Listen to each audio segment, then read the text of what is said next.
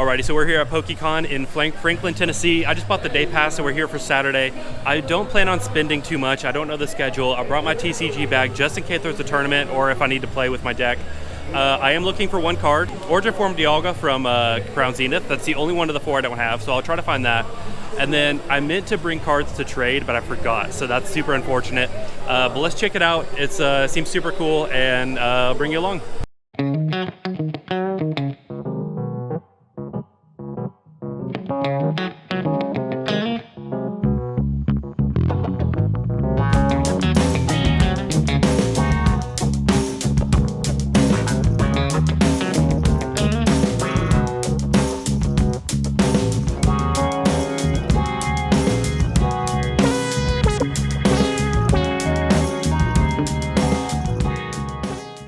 Looking at the leaf green because that was the first one I played, and then platinum is my favorite, so I might get those two. So I got this idea from Coop, but I actually brought a whole bunch of Applin and Diplin cards, so if people come and recognize me, if they want me to sign their card, I have cards for them to sign. And I just got the first one, Jonas. We're from the same town, we found that out, but I want to keep a binder of all the people who follow me, signatures that I meet in person. I think that's so cool. Coop had a great idea with that.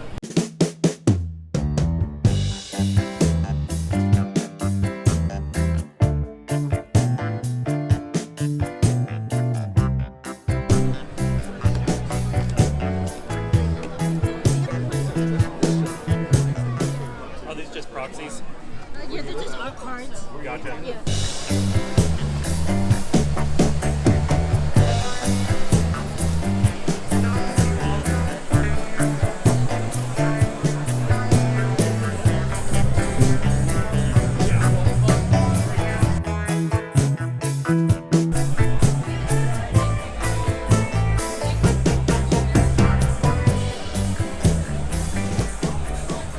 Okay, so I'm like 2 minutes into editing this vlog, and I have nothing else to talk about or something to make it interesting. I don't know. I have my thoughts about the event. When I left the event, I was honestly kind of frustrated.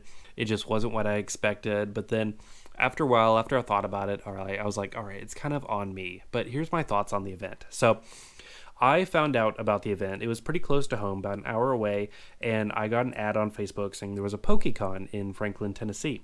And I just got done with MagicCon, and I was like, oh, I loved MagicCon. It was so fun. I got to learn a lot about the game.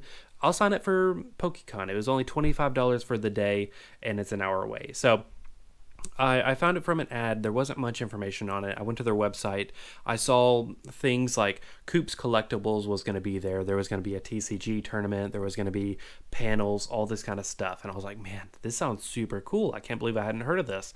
And so I thought it was going to be like an actual convention. So brought my TCG bag. I thought there was going to be gameplay. I thought there was going to be stuff to do. And I get there, and it was basically a card show disguised as a convention. I did find out eventually there was a tournament there. I have no idea how you signed up for it. They didn't talk about anything in the advertisements other than like vendors being there and Coop's Collectibles being there.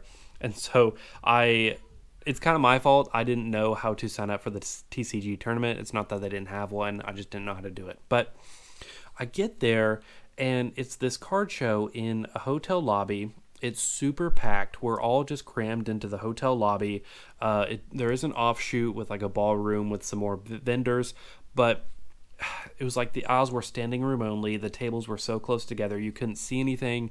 You couldn't get around very easily. It was just too many people in too small of a space. And I know tensions are very high from vendors to collectors. A lot of collectors don't like vendors, and vendors are having to be aggressive to fight the competition, and they're just trying to make a living, make some money.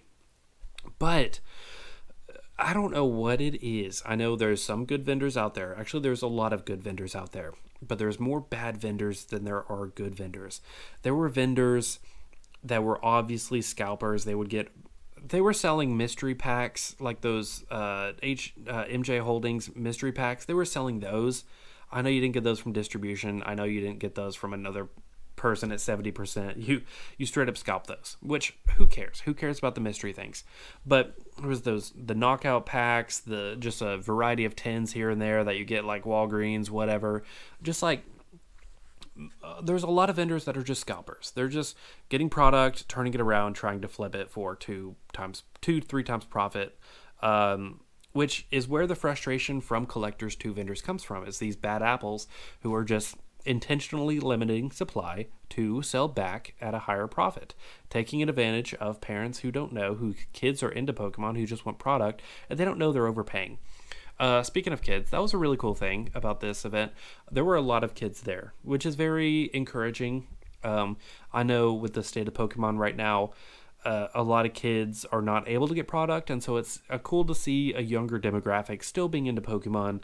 Gives me encouragement for the longevity of Pokemon, even though a lot of people are frustrated with not being able to get products. So that was cool. It was a very family-friendly event. But there were also other vendors there that were selling fake cards, and I asked one about it, and they're like, oh yeah, they're just our cards. And I'm like, what does that mean? What does that mean they're just our cards? Like, I don't know. It was just weird to see fake AliExpress cards being sold at a vendor's booth. And then you have people selling big cardboard boxes of mystery boxes that were $70 for a cardboard box of Pokemon stuff.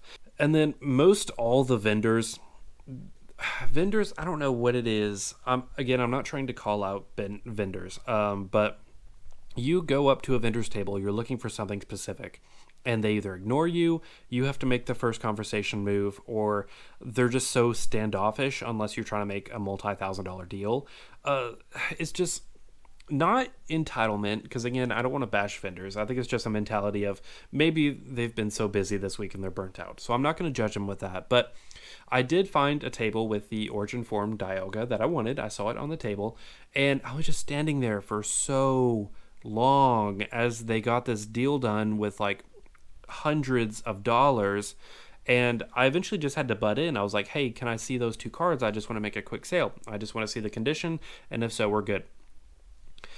And so eventually I got the cards, but it was like I was standing there for so long, and man, it was just overall not a great experience. But it's kind of on me because it wasn't what I was expecting, but I went in with the wrong expectations. And that could be from the marketing material kind of making it seem more like a convention than a card show.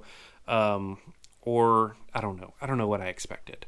But I'm still going to try to make a YouTube video out of it because, I mean, I paid for the entry cost. I'd spent the time going there filming it. So I'm going to try to salvage it a little bit and hopefully make an entertaining video. If not, just a video ranting about my thoughts about it. So